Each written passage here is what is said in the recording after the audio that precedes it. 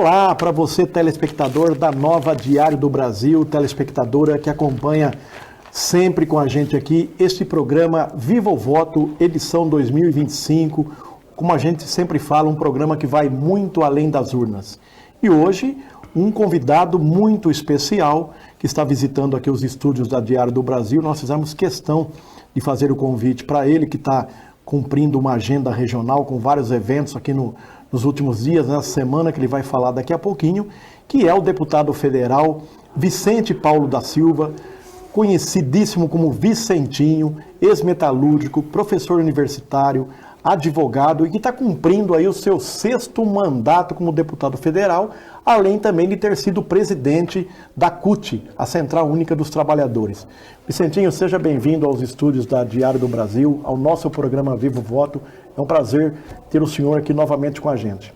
Muito obrigado, Amantini. Para mim é uma honra estar aqui mais uma vez, participando deste programa, visitando aqui a Nova Diário do Brasil.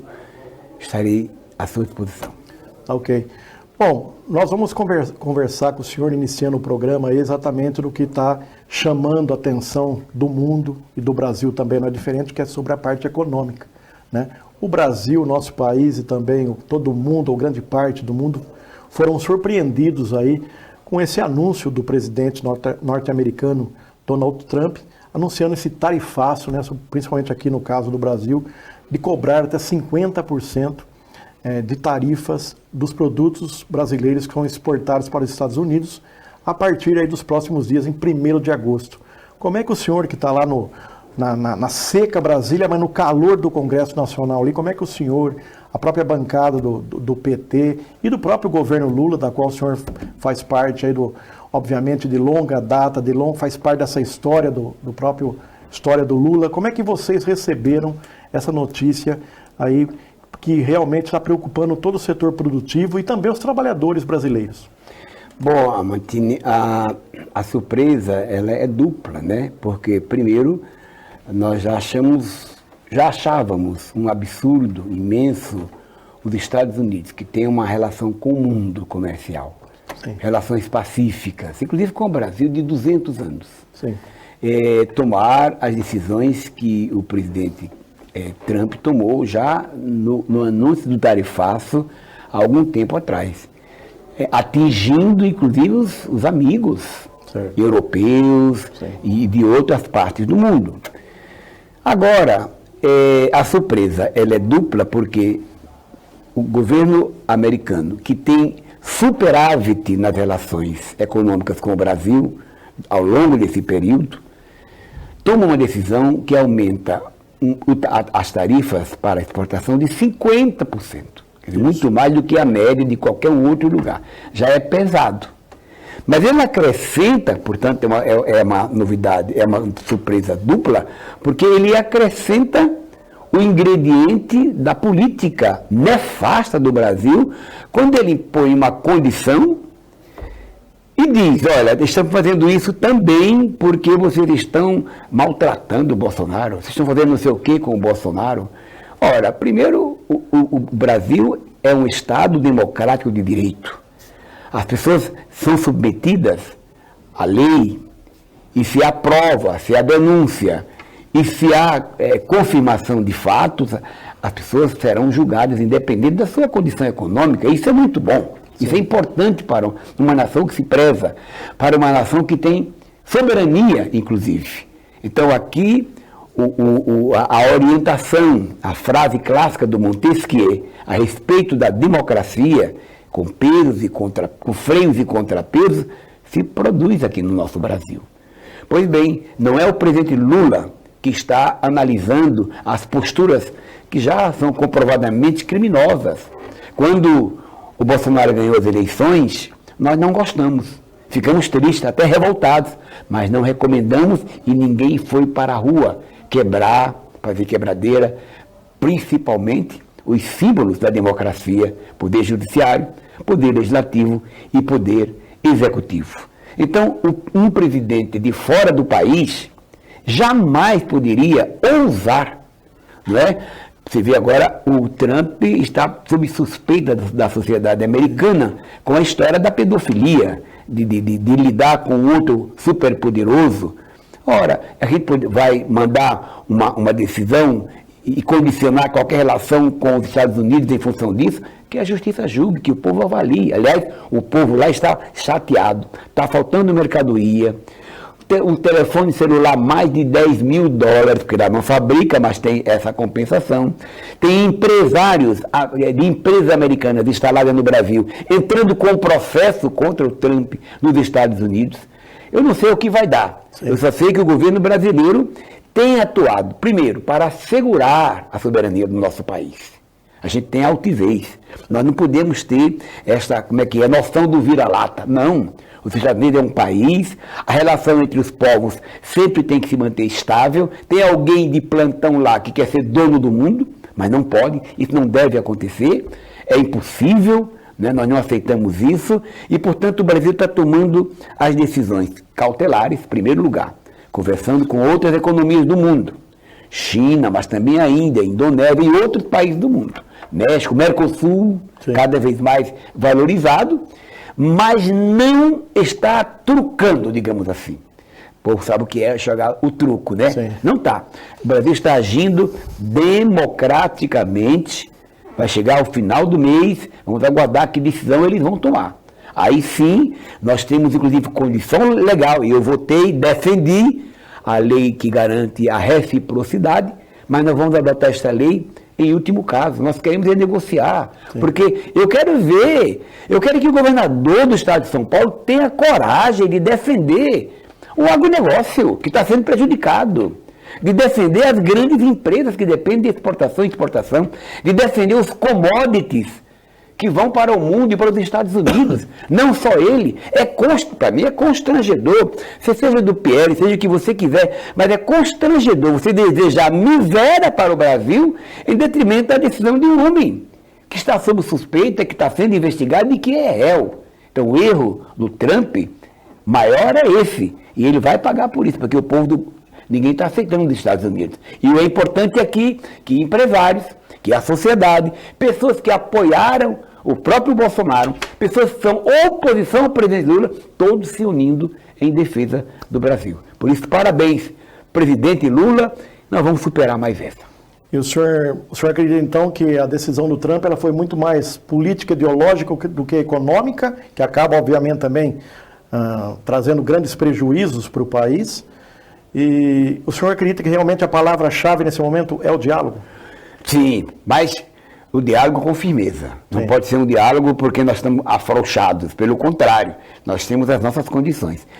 O Brasil, independente dessa situação, se você compara o Brasil com os países europeus, por exemplo, nós temos riquezas naturais. Sim. Nós temos uma balança comercial, nós temos o que negociar, nós temos o que apresentar para o mundo. Tanto é que a China já se manifesta altamente favorável e outros países também dizem, não, vamos negociar com o Brasil, não vamos deixar acontecer. Até no Canadá existem manifestações contra o que o Trump fez em defesa de uma nação, como é o nosso país, um país pacífico, começou a ter esses momentos duros dessa violência ideológica, desse ódio, depois que apareceu esse cidadão chamado Bolsonaro, que dividiu famílias, que dividiu igreja, que constrangeu as Forças Armadas, que dividiu o parlamento e que divide a sociedade. Agora vem a interferência externa, um deputado sai daqui para ir para fora do Brasil, como é o caso do Eduardo, para atuar contra o país, e a declaração que ele deu ontem foi horrível. Deseja terra arrasada para ver se consegue resolver o problema do pai dele. Isso não pode. Isso é muito sério. O Lula, quando ele foi preso inocentemente. E está comprovado isso. O juiz mequetrefe. Está provado isso. Tanto é que o juiz se tornou, foi decidido que ele era suspeito e o Lula volta à sua condição de cidadania neste país. Ora, o que nós fizemos foi solidariedade, acampar ali ao lado da Polícia Federal, né, fazer corrente de oração, abraçar o presidente Lula, né, que passou profundos constrangimentos, além da prisão, quando morreu seu irmão, não é? Quando morreu o seu neto, não é que não queriam deixar ele fazer essas coisas, a gente se comportou de maneira diferente, porque em que pese a gente ter divergência, a gente quer o bem do Brasil. Nós defendemos o nosso país.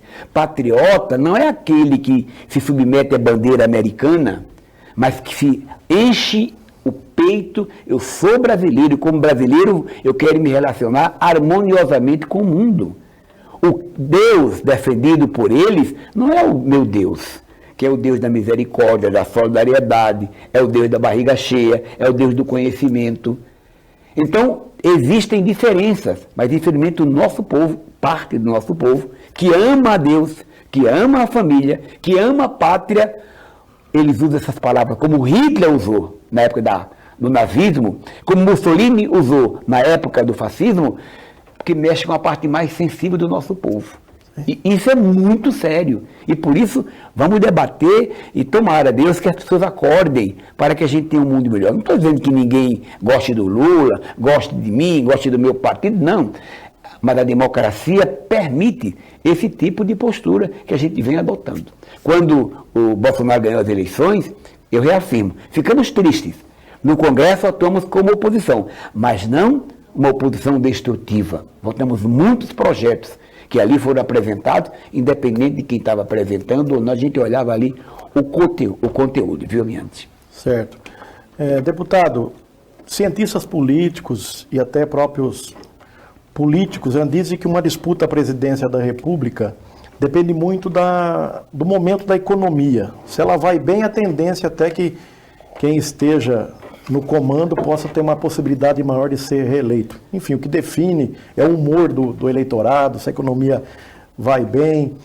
Enfim, como é que o senhor avalia a questão a questão econômica do país no momento? Porque a gente sabe que ir aos supermercados ainda está custando muito caro. O governo tem uma dimensão, isso aí que realmente precisa avançar nessa questão de realmente fazer com que até cumprindo uma promessa que o próprio presidente Lula, então candidato, disse que a picanha ia ser mais barata, mas não vamos nem usar a picanha, mas que realmente a classe média, principalmente as pessoas mais humildes, tenham condição de ter uma mesa mais farta com preço menor? Olha, Amiante, você inclusive tem razão quando se refere aos preços. Bom, vou falar poucas medidas que o governo tomou na perspectiva de que a gente não tenha inflação, de que tenha melhoria de condições e de crescimento. O governo Lula está trazendo para o Brasil, nessas viagens, 52 empresas, fábricas grandes, do setor automobilístico, do setor do agro, né? Está chegando até uma fábrica de pequenos tratores para a agricultura familiar, uma fábrica que será administrada pelos agricultores familiares. O governo Lula adotou como medidas, por exemplo, a cesta básica, todos os produtos da cesta básica, zero de imposto. O governo Lula aumentou para 41 o número de remédios gratuitos. Sim. O governo Lula aumentou o salário mínimo. Evidentemente que eu quero que os irmãos aposentados recebam também o mesmo percentual do salário mínimo, mas ele aumentou o salário mínimo. Com o governo Lula, o movimento sindical, 98% tiveram reajustes acima da inflação. Com o governo Lula, nós vamos votar logo, embora a gente sente que estão boicotando muito, vamos votar que quem ganha até 5 mil vai ter imposto, vai pagar imposto zero e quem ganha até 7 ter o benefício de 5 mil zero até 7.300. Essas são algumas das medidas. A garotada já está funcionando o pé de meia. Eu estou falando de coisas novas, sim, porque outras coisas voltaram a retomar, como PAA, como Bolsa Família e outros projetos que estavam todos emagrecidos, todos desnutridos, enfim. Esses mecanismos fará com que o mercado funcione. Porque quando o povo ganha bem, veja o salário, quando o povo ganha bem porque diminui o pagamento de impostos, quando o povo ganha bem porque não tem que gastar dinheiro com remédio, eu dando aqui alguns exemplos, certo? Esse povo compra. Sim. E quanto mais as pessoas ganham, mais as pessoas compram. Quanto mais compram, mais as empresas vendem. Quanto mais as empresas vendem, mais se produz porque vão pedir mais produção. E tem uma coisa engraçada, que vocês vão achar que eu não estou desejando que mantenha esse 50% de maneira nenhuma. Mas os negócios vai sobrar produto para o Brasil. Se eles continuarem assim, as empresas vão ter que se virar e o produto no Brasil se tornará mais baixo que a lei da procura, da demanda e da procura, que aumenta ou diminui a inflação. Isso pode implicar também até em baixar a inflação. Né? Então, eu acredito que tudo isso significa fator, né, a questão do emprego. Nós estamos faltando 2.800.000 pessoas para a ONU declarar que no Brasil estaremos vivendo o pleno emprego. Nós nunca mais temos vivido esse momento aqui. É claro que tem problema, quem está na economia informal, mas está trabalhando, tem que ser considerado. Então, os caminhos poderão chegar a um país economicamente sustentável e com as suas próprias bases. Além disso, né, já disse no começo, o Brasil é um país que tem seus próprios produtos, tem a sua própria riqueza. Dá para fazer boas negociações e quem sabe a gente contar com vitória, se Deus quiser.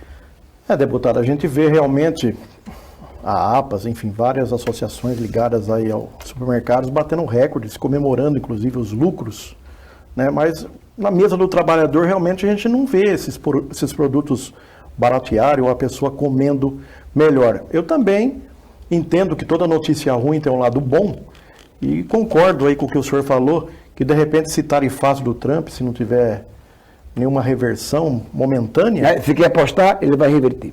Eu também acredito, porque senão vai ficar isolado do mundo, né? E prejudicar os seus contemporâneos, os seus conterrâneos aqui do Brasil, que a empresa americana é muito forte no Brasil. E outra, eu acho que pode levar realmente também o empresariado brasileiro, os produtores, né, de quaisquer segmentos, principalmente ligados à alimentação, vai ter que realmente colocar esse produto dele no mercado interno, porque senão vai perder tudo. E nós temos, sabe aquela história do TREC, né, que é aquela pesquisa cotidiana? Os empresários, os grandes empresários, já estão apostando muito que o governo Lula continue com essa postura. Estão apostando que o Lula está agindo muito equilibradamente, com firmeza. Sim. E quando a gente entra no debate do IOF, nós já temos empresários grandes concordando, porque perceberam que não é justo alguém que é dono de uma moto pagar imposto e alguém que é dono do iate nada pagar. Alguém que ganha um salário de miséria e paga imposto e alguém que tem lucros e dividendos, que são bilhões, não pagar. Eu estou falando aqui dos super ricos. Sim. Então, é possível a gente desenvolver esse caminho. Eu tenho muita expectativa. Agora vamos falar da casa da qual o senhor faz parte. Sim. Congresso Nacional, né?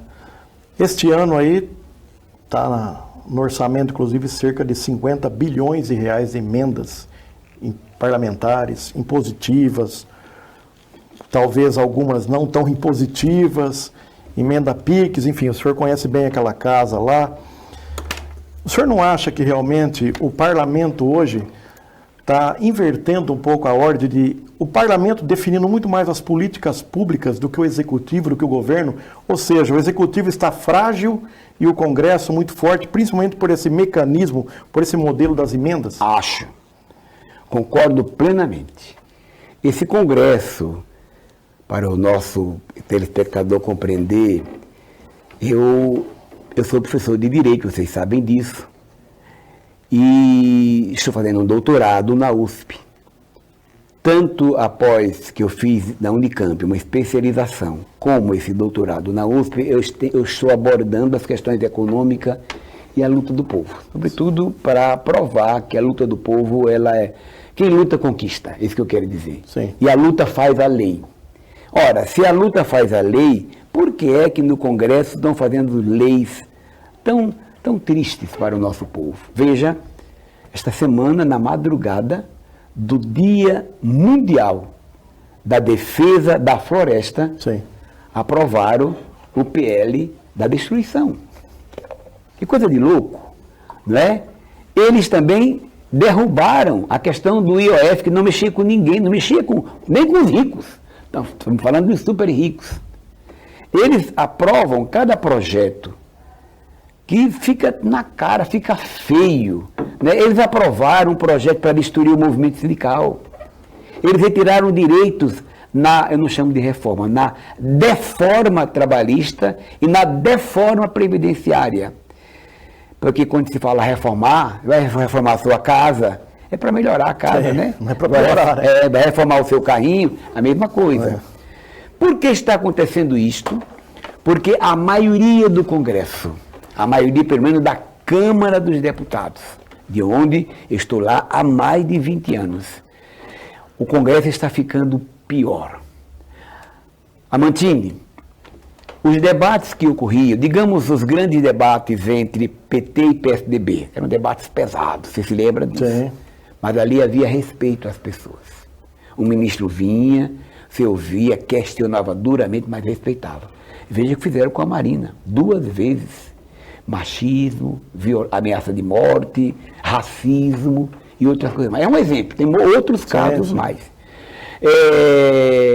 E o Congresso, por que o Congresso está assim? E aí, nós, povo eleitor, precisa pensar muito na hora de pensar, na hora de votar. Chega de você votar, quando chega na hora da eleição, pegar aquele papelzinho no chão e não se lembrar nem quem votou. Você vota para presidente, é preciso que você vote em parlamentares que tenham afinidade com o programa daquele presidente. O que aconteceu foi, o Lula ganhou, mas o parlamento, a votação foi o contrário. Por quê? Porque tiveram e continuam tendo muitas distorções. Um exemplo, embora eu esteja fazendo doutorado, seja advogado e professor de direito, eu não abro mão da minha condição de operário metalúrgico, foi de onde eu vim. Sim. Pois bem. Não nega a sua origem, né? Jamais. Por isso que nessa viagem aqui eu fui no campo, fui na cidade, me encontrei com companheiros metalúrgicos, químicos, enfim. São 4 operários metalúrgicos que tem lá dentro. 300 empresários. São 2 indígenas, 4 trabalhadores rurais, 128 grandes fazendeiros. Aí tem aquelas bancadas, né? Bancada da bala, né? Bancada do boi, bancada dos bancos. Eles se juntam, porque são solidários entre eles na hora de aprovar, para enfraquecer exatamente quem deveria ser fortalecido. O desafio que eu fiz no plenário e faço para qualquer um, não mostre um país que está mal das pernas porque o seu povo está bem. É o contrário. Claro. Né? Então, esta composição, e é claro, eu falo com todo respeito, é porque o povo votou, é porque o povo elegeu. Por exemplo, o Brasil, a metade do povo brasileiro, segundo o IBGE, um pouquinho mais, são de pessoas negras. Então, se fosse bem representativo, lá no Congresso nós teríamos pelo menos 260 pessoas negras lá. Temos apenas 31. E alguns dos 31 ainda se colocam assim, olha, eu sou negro, meu sobrenome é Bolsonaro. Respeito. Aí não tem problema, porque cada um tem a sua opinião. Sim. Mas nem o fato de ser negro, todo mundo tem uma visão, digamos, progressista. Sim. Mulheres. As mulheres também são maioria da sociedade. Lá são 93, mais do que os negros, são 93. Mais de 513, devia ser pelo menos a metade. Aí se quebraria muitas coisas em termos do preconceito, né, do racismo, do machismo. Sim. Então, este parlamento, você percebe lá que tem gente que anda com a bandeira nas costas, outro que xinga, outro... Quer dizer, não é mais aquela relação dura... Sim.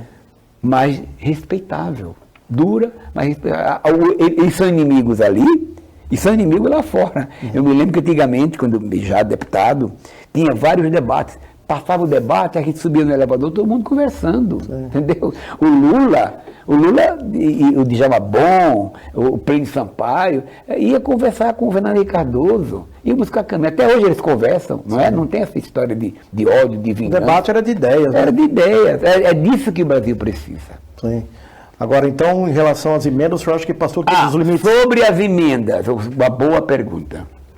Sobre as emendas, eu sou o único deputado que adota a seguinte postura. As emendas sobre as quais eu tenho o direito de indicar, eu não decido sozinho.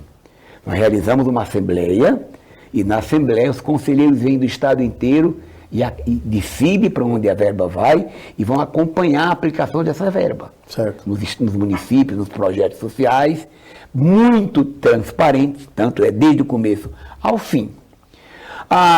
Aquelas emendas secretas, a gente não participa desse negócio, nós não participamos naquele tempo.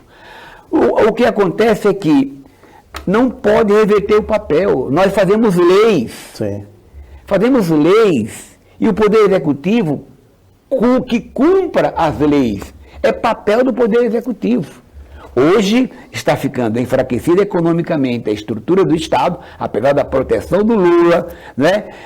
Mas o parlamento está virando como se fosse troca de voto, compra de voto e assim por diante. Isso é muito sério. Além do mais, ainda inventaram de apresentar um projeto para aumentar a quantidade de deputados de 513 para 531. Quero dizer, meus amigos, que eu votei contra. E obrigado, presidente Lula, por ter vetado. Tá, então, estamos aqui ouvindo o deputado federal Vicentinho. Nós vamos fazer um brevíssimo intervalo e voltamos já já com mais uma edição do Viva o Voto, este programa que vai muito além das urnas. Não saia daí, voltamos já.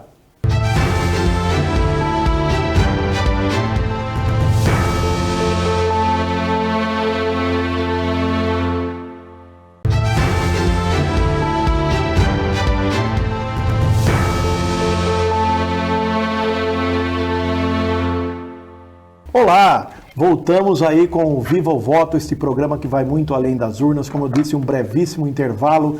Estamos aqui conversando, dialogando com o deputado federal Vicentinho, que está aí cumprindo o seu 6º mandato consecutivo lá na Câmara Federal. Deputado, nós voltamos agora do intervalo e continuando assim um pouco do primeiro momento, da primeira etapa da entrevista. Esse modelo presidencialista, de coalizão, ou de cooptação, como alguns até falam, não está falido, ultrapassado, não está na hora do Brasil discutir um outro modelo?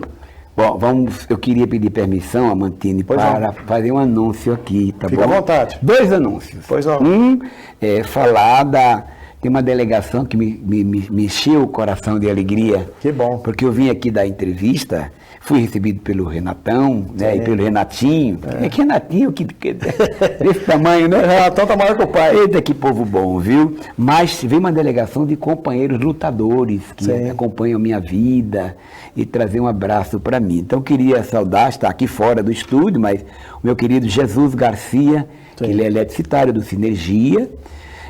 O querido Lulinha, que é também do Sinergia, mas é também das matrizes africanas, que me acolhe muito bem.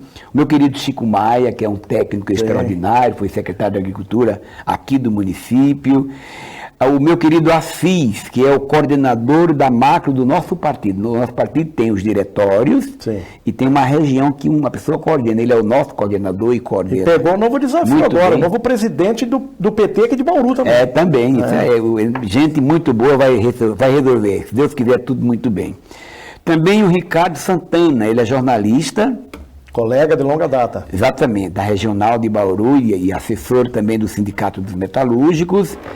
O nosso querido Caminaga, que é Valdemir, que é o presidente do Sindicato dos Metalúrgicos de Bauru, grande companheiro. Aliás, esse evento que nós teremos amanhã, esse evento que nós tivemos na OAB foi, digamos, patrocinado, articulado pelo o companheiro Valdemir Caminaga e a sua diretoria. Certo. Também eu quero agradecer aos companheiros amigos do Sindicato da Construção Civil, são meus grandes amigos, a Luiz e o Carlinhos. Também o Nilson, que é também do Sindicato dos Eletricitários de Sinergia, aqui. Obrigado a presença de vocês. E está comigo também o companheiro Banhara, que é o coordenador da minha equipe, Nelson Banhara. A companheira Adrianinha, que também me acompanha, e o companheiro Joaquim, viemos juntos lá de São Paulo, São Bernardo do Campo. E esse pessoal lá do distrito de Tibiriçá, que eu sei que o senhor tem um carinho. Meu Deus do céu, eu estou até preocupado. Quero aproveitar este espaço para mandar o meu abraço.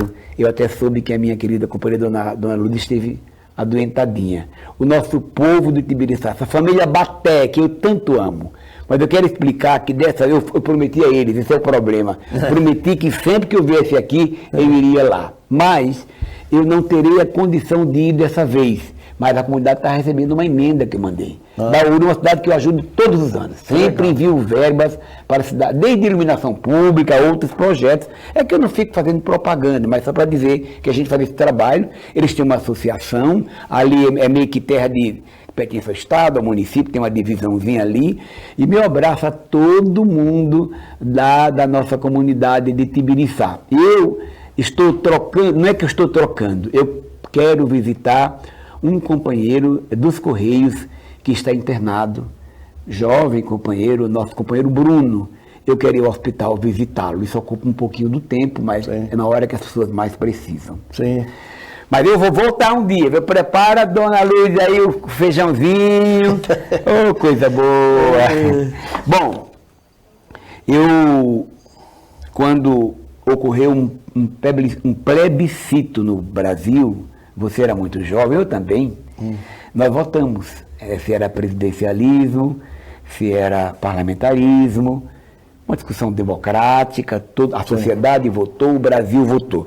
Mas de maneira muito transparente e muito límpida, com posições muito definidas. Inclusive eu votei no parlamentarismo. Certo. Ganhou o presidencialismo. Ok, permanece, porque nós começamos a desconfiar que essa história do parlamentarismo naquela época era para impedir o Lula de cuidar do Brasil.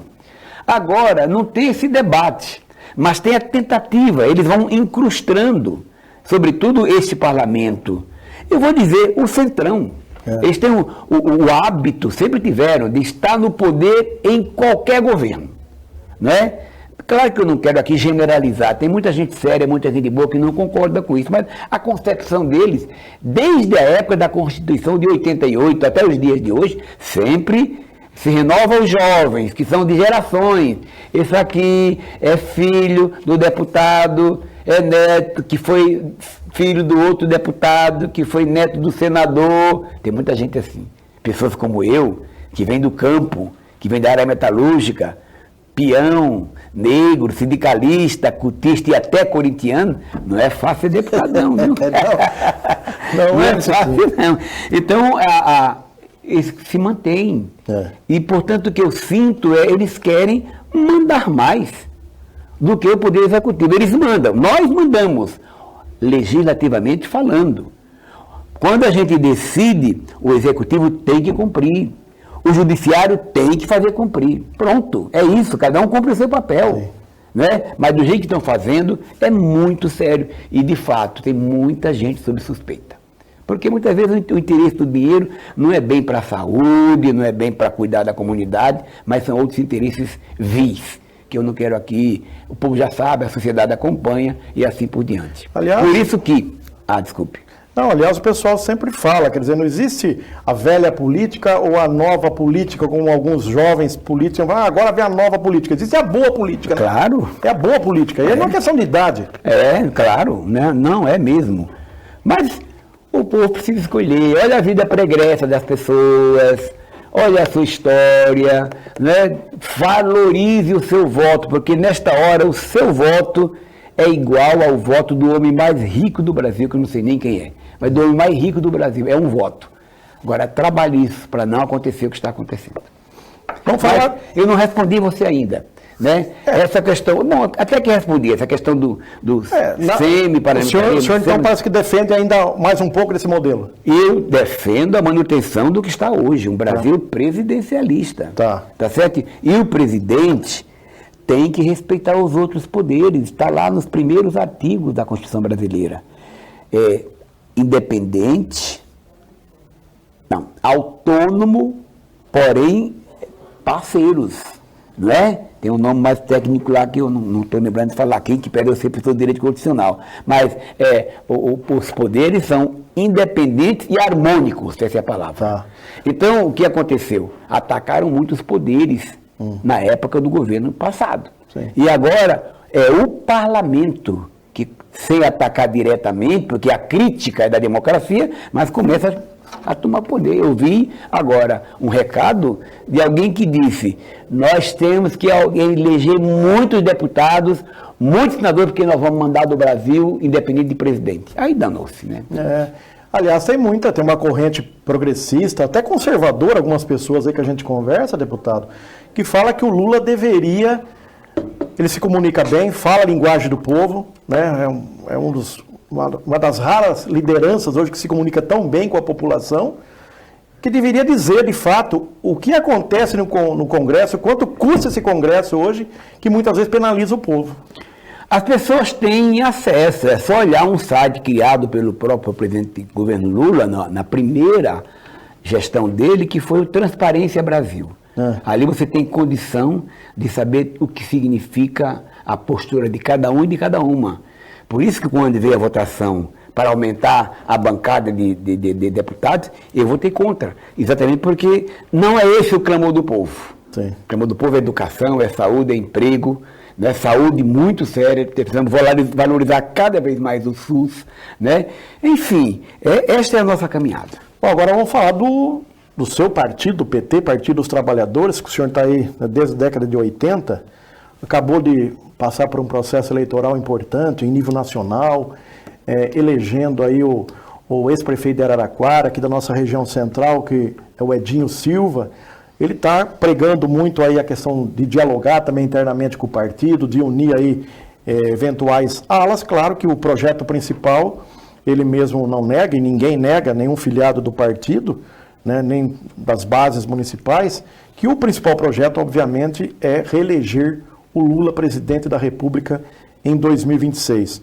O senhor acha realmente que o Edinho tem essa capacidade interna, tem história do partido e vai conseguir esse objetivo de realmente colocar o partido e também outros partidos progressistas para esse projeto de reeleição do Lula?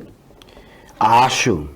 O Edinho, que foi o meu candidato, ele tem toda a condição de harmonizar e tratar as divergências dentro dos limites de um partido que quer o melhor de todos, e também se abrir para a relação com os outros partidos. O presidente Lula, com saúde, e ele às vezes fala brincando, né, que ele tem uma energia de 30 anos, claro que não tem, né, mas tem uma energia de quase 80. O presidente Lula, ele como você falou, ele é uma figura rara, é um ser iluminado, inteligentíssimo, doutor da vida, não é? Um chega a ser presidente da República por 3 vezes de maneira democrática, não é qualquer um. Sim. Não é? E que, se Deus quiser, será a 4ª. Ele estando bem de saúde, será o nosso candidato. Isso não quer dizer que nós não estejamos abertos, inclusive, para candidaturas de outros partidos até. Eu me lembro que quando a Dilma foi candidata a presidenta no primeiro mandato, no segundo, todo mundo chamou o Eduardo Campos. Falou: Eduardo, venha com a gente, a Dilma se elege, na próxima eleição você será o nosso candidato. Né? Também uma pessoa como o Geraldo Alckmin. Geraldo Alckmin tem demonstrado como o Zé Alencar, e talvez o Geraldo Alckmin com mais até habilidade. É uma pessoa da extrema confiança do presidente Lula, é de uma extrema lealdade. Essas pessoas não podem ser excluídas do processo, nem para o governo do Estado, nem para o presidente da República. Tudo isso é possível, é saber caminhar. Mas nós temos a compreensão disso, precisa acontecer um dia, como também o presidente Lula pode ser, sim, o nosso candidato. Nós estamos trabalhando para que ele seja, e tomara que ele seja.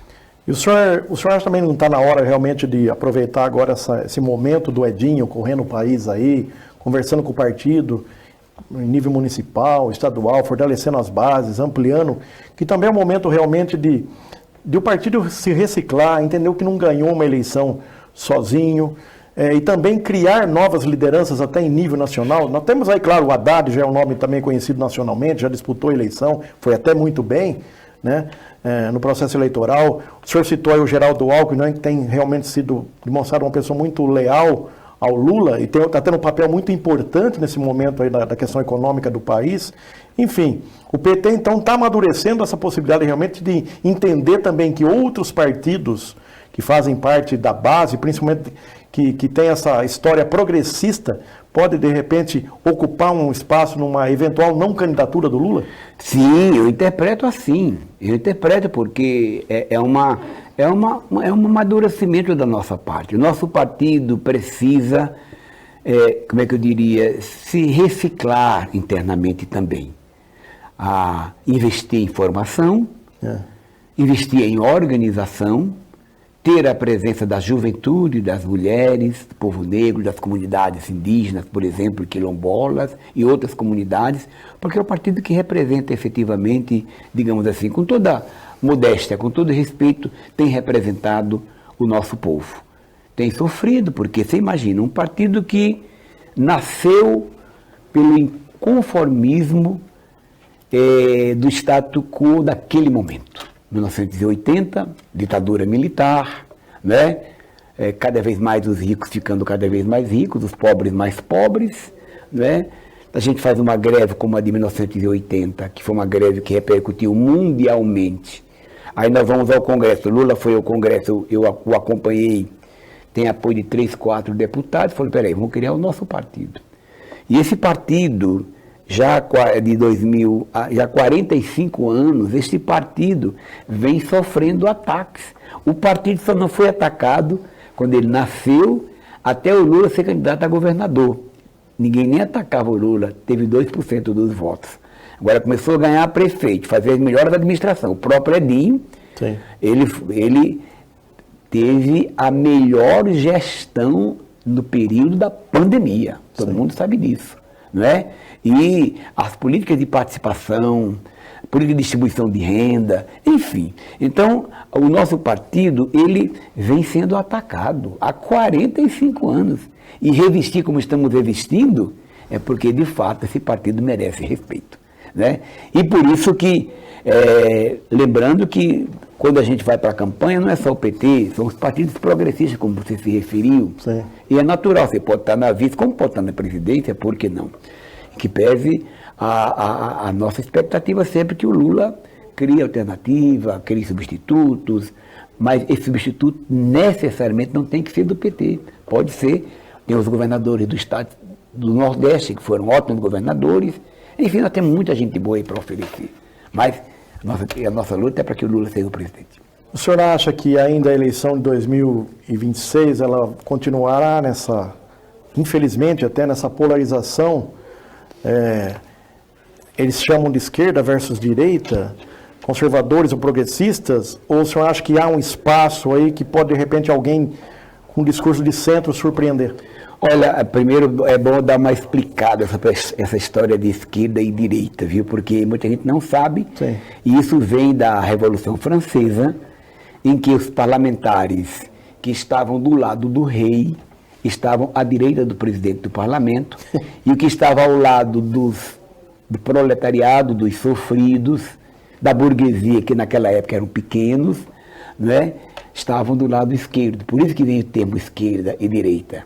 E quando eu vejo uma pessoa pobre dizendo eu sou de direita, a pessoa não sabe o que está falando. É muito sério isso, eu queria explicar para o nosso pessoal acompanhar. Segundo lugar, que essa polarização, ela não foi sempre assim. Ela aconteceu recentemente. Uma polarização tão maldita, que dividiu famílias até hoje. Sim. Que dividiu igrejas, que constrangeu as Forças Armadas, que dividiu a sociedade, que dividiu o parlamento de maneira tão destrutiva. Então é um mal que precisa ser apurado, avaliado e fazer com que as pessoas reflitam. O direito de falar é igual ao direito de ouvir. Tem uns que falam e que nunca ouvem.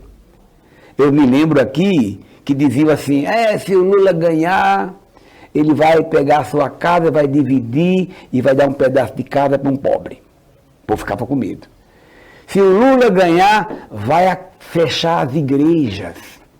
Quantas igrejas fecharam? Nenhuma, nem fecharão. Pelo contrário, está ampliando. Claro, porque é o Estado. E estão ampliando de maneira estratégica, né? Sim. Então, este cuidado será tomado e vamos ao debate. Um programa como esse enriquece o nosso povo a refletir, a pensar. Não dá para dizer que todo mundo que votou no Bolsonaro é bolsonarista. Por quê? Porque, pessoal, os símbolos que eles usaram, Sim. do mesmo jeito que o Hitler também usou, que o Mussolini também usou, são símbolos sagrados para nós. Quem é que não gosta da pátria? Só que a minha pátria é a pátria de barriga cheia, é a pátria da participação, da educação, da saúde, do amor e da solidariedade. Sim. Quem é que não adora a família, meu Deus do céu? Nós temos família. Eu estou falando com você aqui, mas eu estou me segurando. Claro. Com o coração na mão, porque meus filhos estão sofrendo, porque minha filha se despediu esses dias. Sim. A gente ama a família da gente. Quem é que não gosta da bandeira do Brasil? Sim. Não é? Então, são símbolos que hoje, se alguém anda com a bandeira do Brasil aí afora, o povo já pensa, esse é bolsonarista. Porque é natural pensar nisso, porque usurparam os símbolos do povo. Isso é muito sério. E aí, enquanto fazem isso, na pandemia deixa morrer um monte de gente, né? Retira direito do nosso povo, o povo vai ficando cada vez mais pobre, claro que agora volta a melhorar esse equilíbrio, mas é isso, é preciso que a gente olhe, decida, e olha, pessoal, me desculpe, eu quero aqui me manifestar digamos, aos irmãos da comunidade evangélica. Nem todos, mas, pessoal, o Jair não é o Messias. Não é o Messias. Ele não foi indicado por Deus, não é o representante. Cuidado com isto. Porque na igreja, eu estou falando isso com todo cuidado e com todo respeito. Sim. Até porque no Congresso eu sou o único deputado que luta em defesa da tolerância religiosa. Eu sou membro do Parlamento Internacional pela Tolerância Religiosa. Pela tolerância e pela paz. São 102 países que representam o Brasil nesse contexto. Eu tenho leis, não é nem projeto. Tem projeto também, e leis da minha autoria. Sou católico, mas a lei que criou o Dia Nacional da Umbanda, 15 de novembro, eu sou o pai dessa lei. A lei que criou o Dia das Comunidades de Matrizes Africanas e Nações do Candomblé, em 21 de março, eu sou o autor dessa lei. O projeto de lei que cria o Dia Nacional da Comunidade Muçulmana do Brasil, sou eu o autor. O deputado que, quando completou 100 anos da presença de 2 evangélicos no Brasil, que criou o Ministério de Belém, foi eu o autor da sessão solene em homenagem. Então, eu estou dizendo isso com cuidado, porque lá tem uma bancada que o pessoal fala que é a bancada da Bíblia. Não, pelo amor de Deus, não pode ser bancada da Bíblia. Não pode ser. Porque se fosse a bancada da Bíblia, eles não teriam votado contra os direitos do nosso povo. Sim. Não teriam. A Bíblia é sagrada e porque tem histórias sagradas. Vamos olhar o caso de Moisés. Enfrentou a opressão, fugiu com seu povo para o Egito, fugiu do Egito, né? Vamos mais próximo, Jesus Cristo. Jesus Cristo era amor, paz, solidariedade. Ele podia ter multiplicado, no lugar de multiplicar os pães e os peixes, fazer crescer os peixes, ele podia ter multiplicado uma carruagem para cada um de ouro, podia. Ele era divino, ele era poderoso, ele não fez isso. Quando ele disse, a César o que é de César. Quando ele disse, é mais fácil um camelo entrar pelo buraco de uma agulha do que um rico ir para o céu, de que lado esse homem estava? Vinde a mim os pequeninos.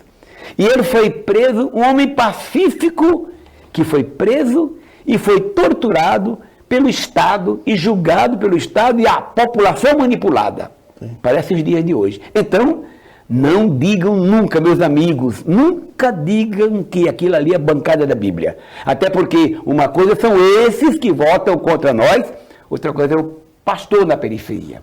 Esse ajuda o nosso povo a sair da bebida, a sair da droga, visita prisões, como Jesus Cristo recomendou. Então, cuidado, nunca podemos falar assim, a bancada do boi, da bala e da Bíblia. Não, exclua. E lá tem verdadeiros evangélicos.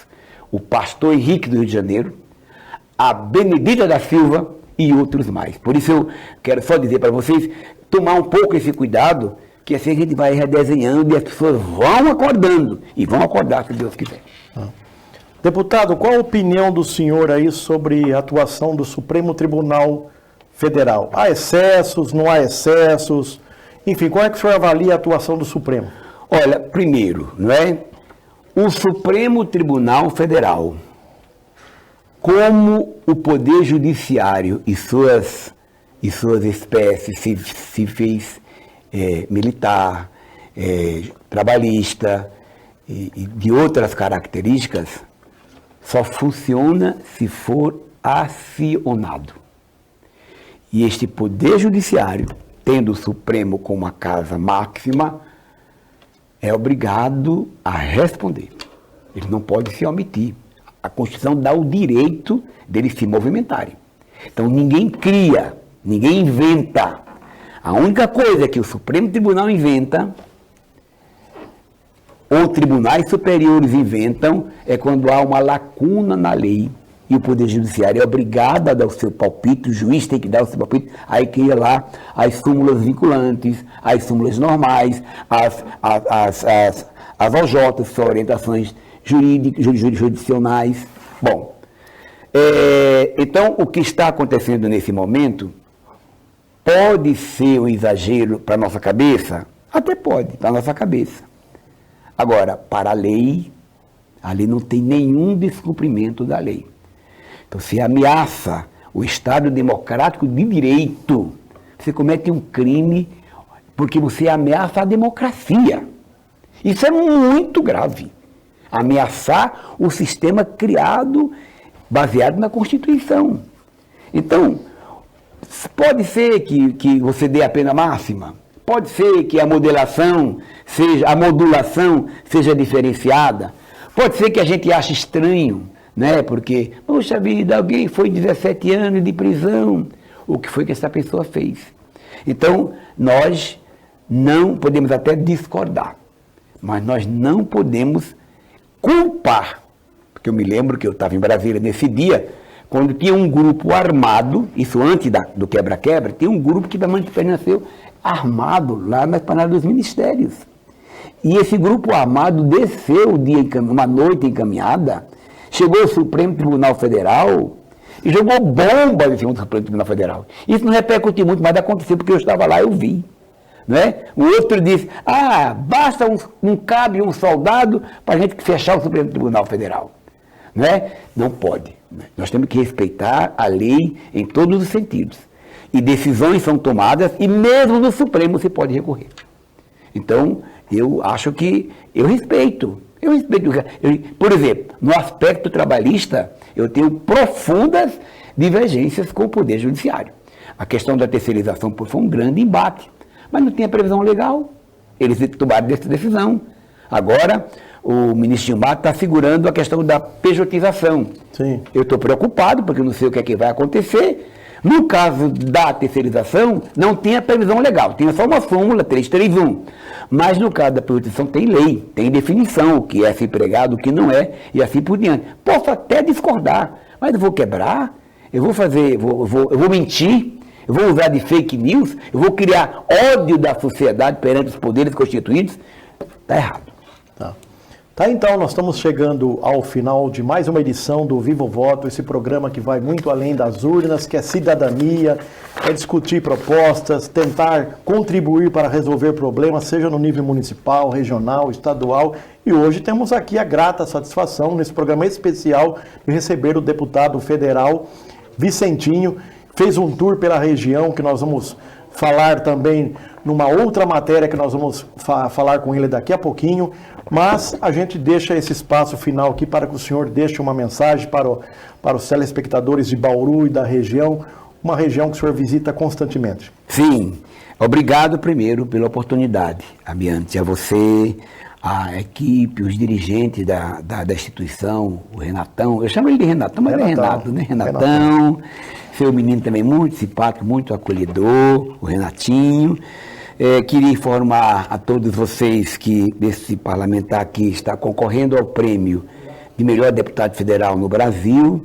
Eu já fui eleito entre os 10 melhores por alguns anos, já faz uns 18 anos que eu fui eleito entre os melhores, agora estou concorrendo de novo, e esse é um site chamado Congresso em Foco. Então, esse site, para colocar alguém apto a concorrer, primeiro você tem que ser ficha limpa, não tem nenhum processo, nada. Segundo, você tem que se movimentar no Congresso, pronunciar, se articular, apresentar projetos. Terceiro, depois que os advogados avaliam e põem o nome, aí os jornalistas vão avaliar e vai dizer se merece ser avaliado. Sim. E aí a última fase é o povo votando pela internet. Olha só. Então, por favor, pessoal, entre aí, Congresso em Foco, tem todas as orientações. Eu agradeço muito, agradeço a Deus, inclusive, por, apesar desse ano ter sido muito duro para mim, muito difícil, porque eu tive que pedir licença da Câmara, ficar no hospital noites e noites, dias e dias, reunido com a minha família, mas está acontecendo isso, eu quero, portanto, dividir. Em segundo lugar, em último lugar, meu caro amigo, estou inteiramente à disposição. O meu mandato é um mandato participativo.